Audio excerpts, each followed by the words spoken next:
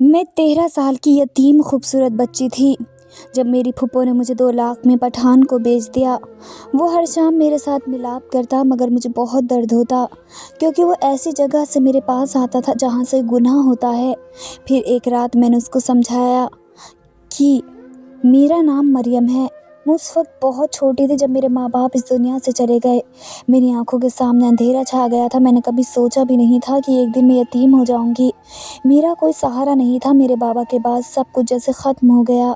मैं अपनी फूफो के घर आ गई। उन्होंने मुझे अपने साथ रखा मगर उनका सलूक मेरे साथ माँ जैसा नहीं था। वो मुझसे हर छोटा बड़ा काम करवाती। सुबह सवेरे उठा देती। झाड़ू लगवाने से लेकर बर्तन मांजने तक के हर काम मेरे ज़िम्मे थे। फूफो के घर में 2 कमरों का मकान था। एक कमरे में वे और फूफा रहते थे और दूसरे कमरे में मैं सोती थी। कभी कभी मुझे खाने के लिए भी डांट पड़ती कि खुद ही खा लिया कर। उन्होंने कभी प्यार से नहीं पूछा कि मैं थक गई हूँ या बीमार हूँ। मैं बस एक नौकरानी बन गई थी जिसके हिस्से में सिर्फ काम आता था। फूफो अक्सर दिन भर घर में रहती थी और शाम के वक्त तैयार होकर शहर में आ बैठती थी। उनके चेहरे पर हमेशा मेकअप और खुशबू होती थी। कभी कभी वह हंसते हुए किसी के आने का इंतज़ार करती। मुझे उस वक्त कुछ समझ नहीं आता था कि वे किसके लिए तैयार हो रही हैं। फिर एक दिन मैंने देखा कि एक पठान साइकिल पर कालीन बेचने आया। वो ऊंची आवाज़ में आवाज़ें लगा रहा था। मैंने हैरत से पूछा क्योंकि फूफो आमतौर पर किसी को अंदर नहीं बुलाती थी। वो कालीन वाला बहुत मजबूत जिस्म का था। उसका नाम दिलशाद था। उसने साइकिल एक तरफ रखी और फूफो से बड़ी नरमी से बात करने लगा। मैंने दूर से देखा तो लगा जैसे उनके बीच पुरानी जान पहचान है। वे हंसी मजाक कर रहे थे। मैं ये मंजर देखकर चौंक गई। दिल में एक अनजाना सा शक पैदा हुआ मगर मैंने कुछ नहीं कहा। दिलशाद एक दूसरे तीसरे दिन आने लगा, कभी कालीन दिखाने के बहाने, कभी चाय पीने के लिए। फूफो जब उससे बात करती तो उनके चेहरे पर एक अजीब सी चमक आ जाती। एक दिन दोपहर के वक्त मैं किचन में बर्तन धो रही थी। मैंने उन दोनों की आवाज़ें सुनी। दिलशाद कह रहा था कि तेरे मोहल्ले के चक्कर लगाते लगाते मेरी ये हालत हो गई। तेरी तो शादी भी हो गई और इतने साल भी गुजर गए। मैं तो अब भी तेरे मोहल्ले के चक्कर इसलिए लगाता हूँ कि तुझे एक झलक देख सकूँ। अल्लाह गवाह है कि तूने मुझसे आज तक के कालीन भी नहीं खरीदा। ये सुनकर मेरा दिल कांप गया। फूफो हंसने लगी और कहने लगी, फिर तू क्या चाहता है, क्या करूँ मैं? दिलशाद ने कहा कि इतने सालों से तेरी चाहत दिल में लिए फिर रहा हूँ। अब तो भरपाई का वक्त आ गया है तो कोई अपनी जैसी ढूंढ देना मुझे। फूफो ने हंसते हुए कहा कि ऐसा नहीं हो सकता और दोनों के दरमियान अजीब सी बातें चलती रही। मैं दरवाजे के पीछे खड़ी सब कुछ सुन रही थी। दिलशाद ने जाते जाते कहा कि जल्द ही फिर आऊँगा और उसके बाद वे चला गया। फूफो ने दरवाज़ा बंद किया। उनके चेहरे पर इत्मीनान सा था जैसे कोई बड़ा काम हो गया हो। मैं खामोश अपने कमरे में आ गई। दिल में खौफ भी था और दुख भी। मैं सोचने लगी कि अगर इन दोनों का कोई चक्कर है तो मेरा यहाँ क्या बनेगा। फूफो तो खुद ऐसी बातों में पड़ी हैं, वो मेरे बारे में क्या सोचेंगी। मैं किसी को बता भी नहीं सकती थी क्योंकि फूफा तो हमेशा मुझ पर ही गुस्सा निकालते थे। वो कहते थे कि तेरे बाबा ने इस घर पर बोझ डाल दिया और ख़ुद इस दुनिया से चले गए। उन्होंने ये अल्फाज मेरे दिल में तीर की तरह चुभवाए थे। मैं रात भर रोती रही, सोचती रही कि अगर बाबा ज़िंदा होते तो मैं आज इस तरह जलील ज़िंदगी ना गुजार रही होती। मैं एक यतीम लड़की थी जिसके लिए दुनिया में ना मोहब्बत थी ना इज़्ज़त थी और अब लग रहा था कि मेरी फूफो के दिल में मेरे लिए कोई और ही इरादा छुपा हुआ है जिसका अंजाम मेरे हक़ में अच्छा नहीं होने वाला था। अगले दिन जब सुबह मैं उठी तो फूफो नाश्ते के दौरान बहुत खुश नज़र आ रही थी। उनके चेहरे पर वही मुस्कुराहट थी जो मैं कल रात देख चुकी थी। मैंने उनसे पूछा कि आज इतनी खुश क्यों है। मैं बोली, कुछ खास नहीं, बस यूं ही दिल खुश है। फिर उन्होंने कहा कि शाम को तैयार रहना, कहीं जाना है। मैंने हैरत से पूछा कहाँ जाना है तो वे बोली, तुझे बाद में पता चल जाएगा। मैं खामोश हो गई। दिल में अजीब सा खौफ बैठ गया। शाम हुई तो उन्होंने मुझे साफ़ कपड़े पहनने को कहा। मैंने अपना पुराना दुपट्टा धोकर पहना। उन्होंने कहा कि इतने मैले कपड़े क्यों पहने हैं, ज़रा अच्छे से तैयार हो जा। मैंने कहा कि मैं आपकी बात नहीं समझी। कहने लगी कि समझ जाएगी। मेरी फूफो कहने लगी, चलो ज़रा बाहर चलते हैं। मैंने सोचा शायद किसी के घर पर जा रही होंगी मगर वो मुझे एक पार्क में ले आईं। वहाँ बच्चों का शोर था। इस सब झूले झूल रहे थे, दौड़ रहे थे, कह कहा रहे थे। फूफो ने मुझसे कहा, जा बेटे तू भी बच्चों के साथ खेल ले। मैं हैरान होकर उनकी तरफ देखने लगी क्योंकि मेरी खेलने की उम्र तो कब की गुजर चुकी थी। मैं अब एक जवान लड़की थी जिसके कदम जवानी की दहलीज पर पहुंच चुके थे। मैंने आहिस्ता से कहा, फूफो मैं कहाँ खेलूँ, मैं तो बड़ी हो गई हूँ। उन्होंने ज़ोर से कहा कि मैं कह रही हूँ ना, जा थोड़ा बाहर जाकर बैठ जा या झूले झूल ले। मैं चुपचाप एक दरख्त के नीचे जाकर बैठ गई। फूफो एक बेंच पर जाकर बैठ गई। थोड़ी देर बाद मैंने देखा कि वही पठान दिलशाद आकर उनके पास बैठ गया। मैं चौंक गई। वो दोनों आहिस्ता आहिस्ता बातें करते रहे और दोनों बार बार मेरी तरफ देख रहे थे। मैंने नज़रें झुका ली, लेकिन दिल में एक अजीब सी बेचैनी बढ़ती जा रही थी। मुझे लगा जैसे वे मेरे बारे में बात कर रहे हो। मैंने अपने हाथों को आपस में जकड़ लिया और दिल ही दिल में दुआ मांगी कि काश मेरा वहम हो। दोनों के चेहरे पर हंसी थी, मगर उनके नज़रों में एक अजीब सा मतलब छुपा हुआ था। कुछ देर बाद फूफो उठी और बोली, चलो मरियम, घर चलते हैं। शाम को जब हम वापस आए तो वे बहुत खुश नज़र आ रही थी। उनके चेहरे पर चमक थी जैसे कोई बड़ा काम करके आई हूँ। अगले दिन सुबह वह मोबाइल हाथ में लिए बैठी थी और मुस्कुरा रही थी। मैंने झाड़ू लगाते हुए उनसे पूछा कि फूफो आप क्या देख रही हैं? उन्होंने हंसते हुए कहा कि अपने लिए कपड़े देख रही हूँ। एक एक सूट 8-8 हज़ार का है। मैंने हैरान होकर कहा कि आप तो कभी इतने महंगे कपड़े नहीं पहनती। तो उन्होंने कहा कि हाँ, दिल तो करता था मेरा भी महंगे कपड़े पहनने का, लेकिन कभी इतने पैसे नहीं दिए। अब अपने लिए बहुत सारी शॉपिंग करूँगी। मैंने हंसते हुए कहा कि क्यों, क्या कोई इनाम निकलने वाला है? तो वे बोली, नहीं, मेरी लॉटरी निकलने वाली है और मुझे तो पता ही नहीं था कि मेरी लॉटरी निकल आएगी, लेकिन अब निकलने वाली है। इसी तरह ये सारी शॉपिंग करूँगी। मैं उनकी बात समझ नहीं पाई। मैंने कहा, फूफो कैसी लॉटरी? वो हंसी और मेरी तरफ देख कर बोली, अब ये ना सोचना कि तेरे लिए भी कुछ खरीदूँगी। तेरे लिए कुछ खरीदने की ज़रूरत नहीं है। मेरी लॉटरी निकल रही है तो तुझे तो पूरा बैंक मिल रहा है। मुझे उनकी बातें कुछ समझ में नहीं आ रही थी। उनकी बातें मेरे सर के ऊपर से गुजर के जा रही थी, लेकिन दिल में एक अनजाना सा डर बैठ गया। उसी रात मैंने उन्हें और उनके शौहर को बातें करते सुना। फूफो कह रही थी कि ये मरियम की शादी करवा देते हैं। एक आदमी है जो उनकी खूबसूरती पर मिटा है, उससे शादी कर लेगा। वो कह रहा था कि उसको पसंद करता है। मैं कमरे के दरवाजे के पीछे छुप कर सुन रही थी। फूफो के शौहर ने कहा कि हम उनकी शादी के लिए पैसे कहाँ से लगाएंगे? कहाँ हैं पैसे? फूफो ने फ़ौरन कहा कि सारे पैसे वो खुद लगाएगा, बल्कि हमें भी कुछ पैसे देगा, बस आप हाँ बोल दें। वो बोला, अगर ऐसा है तो फिर निकालो इसको यहाँ से। वैसे भी जब से ये यहाँ आई है सारे काम यही करती है। तुम कोई काम नहीं करती, मोटी होती जा रही हो। फूफो ने हंसते हुए कहा, अच्छा अच्छा ठीक है। मैं सब सुनकर पत्थर की मूरत बन गई थी। मुझे अगले दिन पता चला कि मेरी फूफो ने मुझे दिलशाद के हाथ बेच दिया है। मेरी कीमत 1 लाख लगाई गई थी। मैं ये सुनकर सकते में आ गई थी, जैसे ज़मीन कदमों से नीचे से निकल गई हो। फूफो के लिए मैं बस एक सौदा थी, कोई बेटी या भांजी नहीं थी। वो पैसों की खातिर मुझे एक अजनबी के हवाले करने जा रही थी। जल्द ही मेरी शादी तय हो गई। दिलशाद ने खुद आकर सारे इंतजामात किए। उसने कहा कि वह खुद गवाहों को बुलाएगा, मौलवी साहब को भी खुद लाएगा, मिठाई भी वही लेकर आया। फूफो बार बार हंसती रही, कहने लगी कि अब तो दिलशाद मेरा पुराना कर्ज चुका रहा है। उसने जाते जाते फूफो से कहा कि तू तो मुझे मिली नहीं, लेकिन तेरी जैसी ही एक कमसिन कली मुझे मिल गई है। तेरा बहुत शुक्रिया। मेरे आंसू बह रहे थे। मैं कह रही थी कि मैं नहीं जाना चाहती, मैं रुखसत नहीं होना चाहती थी, मुझे इस आदमी से शादी नहीं करनी, लेकिन मेरी आवाज़ किसी ने नहीं सुनी। मैंने एहतजाज किया, चीखी, रोई, लेकिन सब ने कहा कि अब कुछ नहीं हो सकता, तुम्हारी शादी हो चुकी है। मैंने सोचा शायद अभी भी कोई मौजज़ा हो जाए, मगर कुछ नहीं हुआ। मैं उस दिन अपनी ज़िंदगी का सबसे बुरा दिन देख रही थी। मैं दिलशाद के घर रुखसत हो रही थी, बग़ैर अपनी मर्ज़ी के, बग़ैर किसी खुशी के, जैसे किसी जानवर को बांध कर किसी के हवाले किया जा रहा हो। मेरी आंखों के सामने फूफो और उनके शौहर के चेहरे थे, जिन पर सिर्फ इत्मीनान था, जैसे उन्होंने कोई फ़ायदे का सौदा कर लिया हो। और मैं मरियम अब उनकी नज़रों में बस 2 लाख की कीमत वाली चीज़ बन चुकी थी। तभी एक शॉपिंग करने के लिए सूट पसंद कर रही थी। मुझे बेचकर उन्होंने शॉपिंग करनी थी, यानी अब अपनी शॉपिंग के लिए उन्होंने जीती जागती लड़की को बेच दिया, उसके ख्वाब, उसके मुस्तकबिल को ख़राब कर दिया, सिर्फ अपनी चंद जोड़ों के लिए। ऐसी औरतें होती हैं, ऐसी फूफो होती हैं। मेरे बाबा जब इस दुनिया से जा रहे थे तो फूफो का हाथ पकड़कर कहा था कि मेरी मरियम का ख्याल रखना। माँ तो मेरी पहले इस दुनिया में नहीं थी। उस वक्त तो वह रो रही थी और कह रही थी कि वो मेरी अपनी बेटी है, फिर भला कोई अपनी औलाद को इस तरह बेच देता है क्या? उसके बाद 5 साल उन्होंने मुझसे अपने घर के काम करवाए, जबकि मेरी उस वक्त काम करने की उम्र भी नहीं थी, और अभी मेरी शादी करवा दी। इस तरह शादी की पहली रात थी। मैं एक ऐसे घर में थी जो बज़ाहिर आम सा लगता था, लेकिन अंदर से बहुत अलग था।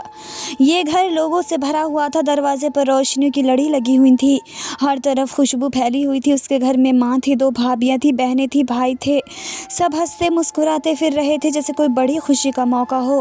میرا دل ڈر سے کانپ رہا تھا۔ میں نے کبھی اتنے سارے اجنبی چہرے ایک ساتھ نہیں دیکھے تھے۔ سب کے چہروں پر مسکراہٹ تھی، لیکن میں جانتی تھی کہ وہ کس کی وجہ سے خوش ہیں۔ کچھ دیر بعد مجھے ایک الگ کمرے میں لے جایا گیا۔ وہ کمرہ بہت ہی خوبصورت تھا۔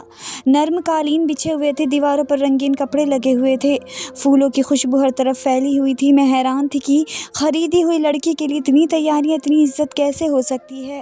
میں بیڈ کے کونے پر بیٹھ گئی، دل میں خوف بھی تھا اور حیرت بھی۔ میں سوچ رہی تھی کہ پتہ نہیں میری زندگی اب کیسے گزرنے والی ہے۔ رات کے کھانے کے بعد سب لوگ ہنس بول کر اپنے کمروں میں چلے گئے۔ گھر میں خاموشی چھا گئی۔ تب دروازہ آہستہ سے کھلا، دلشاد اندر آیا۔ اس کے ہاتھ میں ایک چھوٹا سا تحفہ تھا۔ اس نے آ کر نرمی سے کہا کہ یہ تمہارے لیے ہے۔ میں نے خاموشی سے لے لیا۔ وہ مسکرا رہا تھا۔ اس نے کہا کہ اب یہ تمہارا اپنا گھر ہے، یہاں تمہیں کسی سے ڈرنے کی ضرورت نہیں، سب لوگ تمہارے اپنے ہیں، سب کی عزت کرنی ہے، خدمت کرنی ہے، مگر ایک بات یاد رکھنا، بات صرف میری مانی جائے گی۔ میں نے آہستہ سے سر جھکا کر ہاں کہہ دی، کیونکہ میں جانتی تھی کہ اگر اس کی بات نہ مانی تو میرے ساتھ کچھ بھی ہو سکتا ہے۔ کچھ دیر وہ خاموش بیٹھا رہا، پھر آہستہ سے میرے قریب آیا اور میرے کان میں ایک ایسی بات کہی جسے سن کر میرا دل دہل گیا۔ میری آنکھوں کے سامنے اندھیرا چھا گیا۔ وہ بات ایسی تھی جو کسی شریف انسان کے منہ سے نکل ہی نہیں سکتی تھی۔ میں نے فوراً کوئی بہانہ بنا کر اس بات کو ٹال دیا، مگر اس کی آنکھوں میں ایک عجیب سی ضد تھی۔ وہ بولا کہ مجھے اسی طرح اچھا لگتا ہے اور میں نے اسی طرح تمہارے ساتھ وقت گزارنا ہے۔ میں نے دل ہی دل میں کہا کہ یا اللہ، یہ میں کہاں آ گئی ہوں۔ اس کی بات بالکل غیر شریک تھی، ایک ایسی بات جسے دین بھی منع کرتا ہے اور شریعت بھی۔ میں نے کئی دن تک بہانوں سے خود کو بچایا، کبھی بیمار بن گئی، کبھی کہہ دیا کہ طبیعت ٹھیک نہیں، مگر وہ سمجھدار آدمی تھا۔ ایک دن اس نے میری باتوں پر دھیان نہیں دیا اور وہ دن میری زندگی کا سب سے برا دن بن گیا۔ اس رات میرے ساتھ وہ نہیں ہوا جو ایک دلہن کے ساتھ ہوتا ہے، بلکہ اس سے بھی زیادہ خطرناک ہوا۔ وہ کام جس سے اسلام بھی منع کرتا ہے اور جسے گناہ کبیرہ کہا جاتا ہے۔ میں چپ رہی، میں رو بھی نہیں سکی، میری آواز گلے میں دب گئی تھی، میرے جسم سے زیادہ میری روح زخمی تھی۔ اب یہ سب کچھ ایک عادت بن گیا تھا۔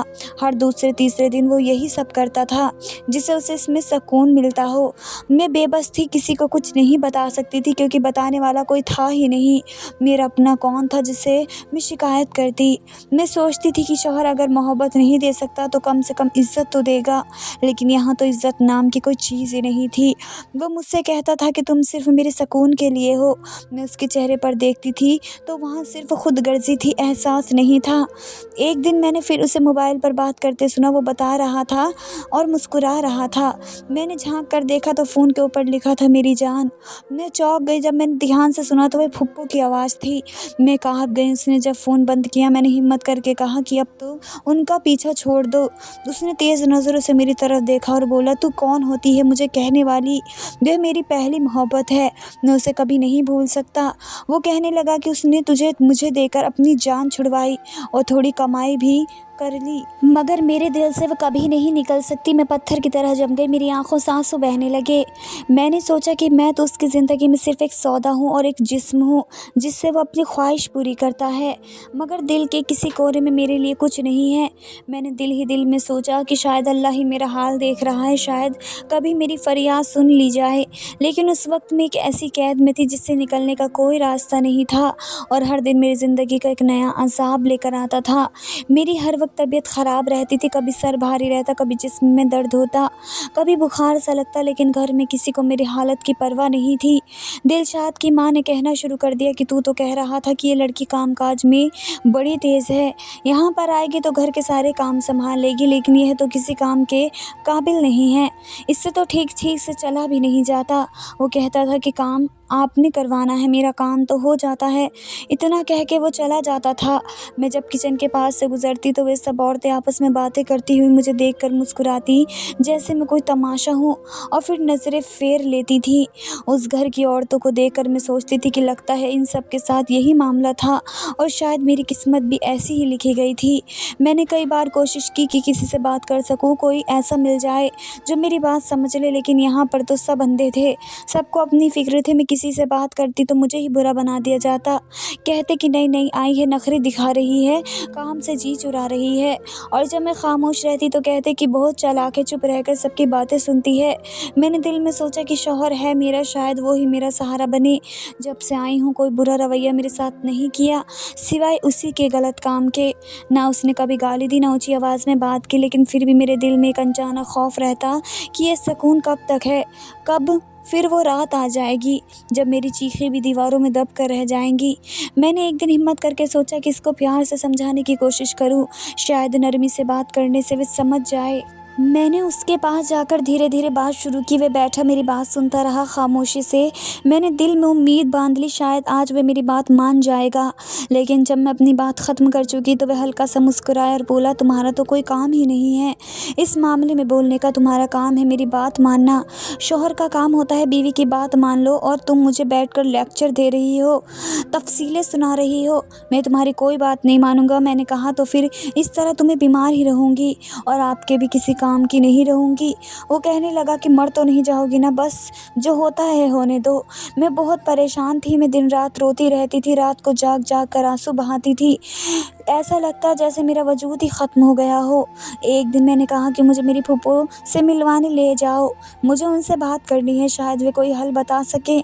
तो उसने कहा कि जितनी मोहब्बत है तुम्हें उनसे तो वो तो मैं भी जानता हूँ, लेकिन चलो ले जाता हूँ।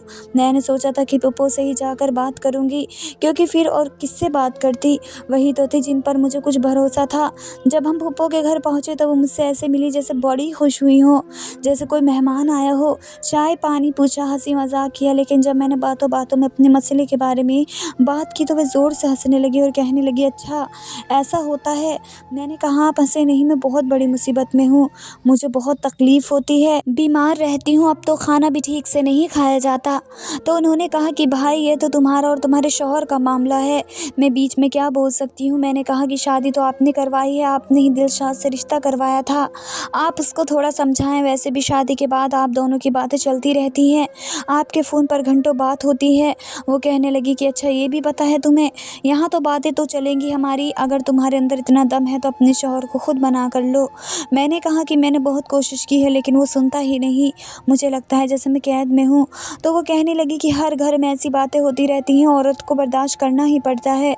मुझे गुस्सा तो बहुत आ रहा था, दिल चाहा कि वहीं रो दूँ, चिल्लाऊँ कि आपने मेरी ज़िंदगी तबाह कर दी, लेकिन मैंने खुद को ज़ब्त किया और फिर से कहा कि आप उनसे बात करें, उनको थोड़ा सा समझाएं। उसने कहा कि ठीक है समझाऊंगी, मगर मुझे पता था कि वे झूठ बोल रही हैं, क्योंकि कोई फ़र्क नहीं पड़ा था। दिलशाद वैसा ही था, बल्कि अब तो वह और भी ज़्यादा बेरहम होता जा रहा था। अब कौन था ऐसा जिससे मैं बात कर सकती थी? सब रास्ते बंद हो चुके थे, बस एक ही रास्ता बचा था, खामोशी का, और मैंने वही इख्तियार कर लिया था। मेरा दिल घर के कामों में गुजरता था। सुबह आँख खुलते ही झाड़ू पोछा बर्तन कपड़े सब कुछ मैं ही करती थी। मैं सारा दिन उसकी माँ की बातें सुनती रहती थी, कभी वो अपने दुख सुनाती, कभी बहनों की बुराइयां करती, और मैं बस हाँ में हाँ मिलाती रहती थी, क्योंकि अगर कोई बात गलती से भी उनके ख़िलाफ़ निकल जाती तो सारा घर मेरे सर पर आ जाता था। वह बहनें भी आकर मुझसे ऐसी बर्ताव करती थी जैसे मैं कोई नौकर हूँ। वो कहती कि ये लड़की तो काम ही नहीं करती, सारा दिन हाथ पे हाथ धरे बैठी रहती है, और उनकी माँ कहती कि पता नहीं मेरे बेटे ने इस साफ़त को घर क्यों लेकर आ गया। रात होती तो मेरे लिए वही अजाब लेकर आता था, वही जुल्म, वही अजियत, वही नापाक काम जो ना इजाज़त देता था ना इंसानियत। मैं बर्दाश्त कर सकती थी, मेरे जिस्म का एक एक हिस्सा जैसे चूर चूर हो चुका था।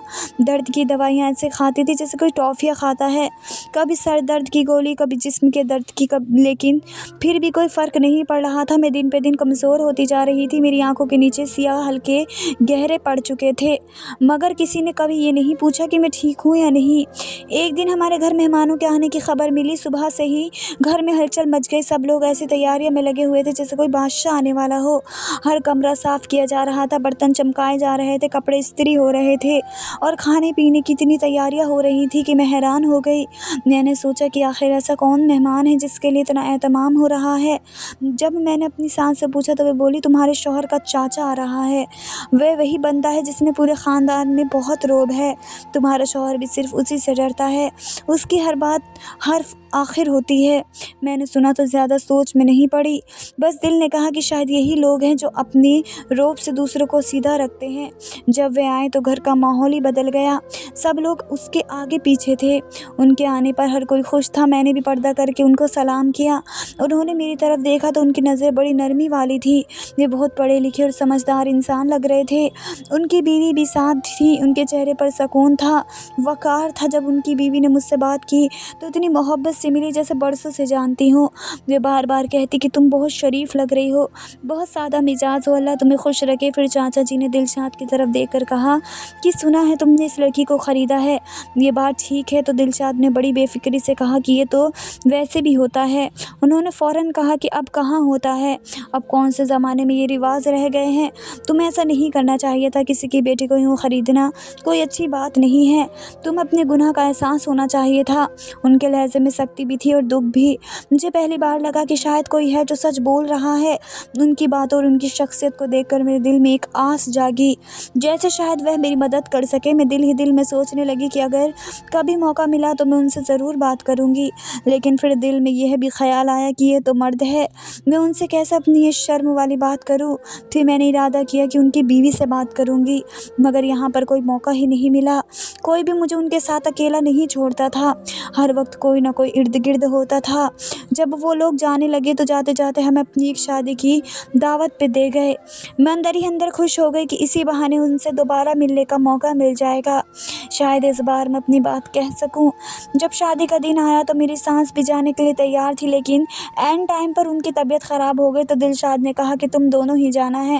میں دل میں ڈر رہی تھی، لیکن ساتھ یہ خوشی بھی تھی کہ شاید آج میرا درد کسی کے سامنے آ جائے۔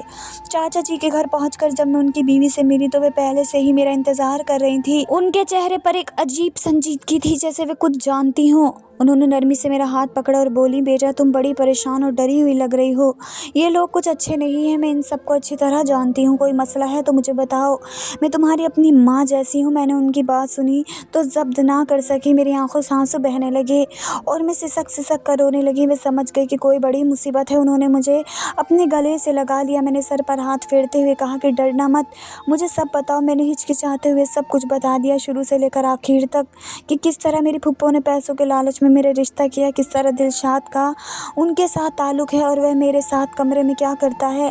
وہ سنتی گئی، ان کے چہرے کا رنگ بدلتا گیا۔ پھر اچانک انہوں نے اپنے کانوں کو ہاتھ لگایا اور بولی، استغفر اللہ، ایسا انسان تو ہمارے پورے خاندان میں کبھی پیدا نہیں ہوا، یہ کس راہ پہ نکل گیا؟ تم فکر نہ کرو، اس کی ایسی کلاس لگائیں گے کہ یہ بالکل تیر کی طرح سیدھا ہو جائے گا۔ میں نے ڈرتے ہوئے کہا کہ اگر اسے پتہ چل گیا کہ میں نے شکایت لگائی ہے تو وہ مجھے مار ڈالے گا۔ وہ کہنے لگی کہ تم فکر مت کرو، اگر اس نے دوبارہ تم پر کوئی زور زبردستی کی یا ہاتھ اٹھانے کی کوشش کی تو اس کے ساتھ اور بھی برا ہوگا، تم بس ہمت رکھو، میں اپنے شوہر کو سب کچھ بتاؤں گی اور وہ دلشاد کو سمجھائے گا، تم اب اکیلی نہیں ہو، میں تمہارے ساتھ ہوں۔ ان کے یہ الفاظ میرے دل کے اندر امید کی روشنی بن گئے۔ مجھے لگا جیسے برسوں کے بعد پہلی بار کسی نے میرا دکھ سنا ہے، کسی نے میری تکلیف کو محسوس کیا ہے۔ میں ان کے قدموں میں سر رکھ دیا اور پہلی بار سکون کی ایک سانس لی۔ ایک دن میرے سامنے ہی دلشاد کو اس کے چاچا کا فون آیا، اس کے چہرے پر اچانک ایک سنجیدگی چھا گئی۔